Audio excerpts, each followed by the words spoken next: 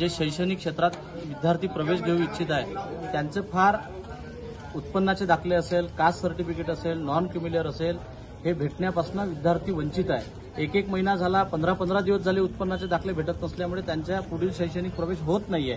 त्याच्यामुळे हजारो विद्यार्थ्यांचं शैक्षणिक नुकसान होण्याची शक्यता आहे। जवळपास 4000 उत्पन्नाचे दाखले तहसील प्रशासनानं आणि महाराष्ट्र शासनानं प्रलंबित ठेवलेले आहे। कधी त्यांची लिंक नसते।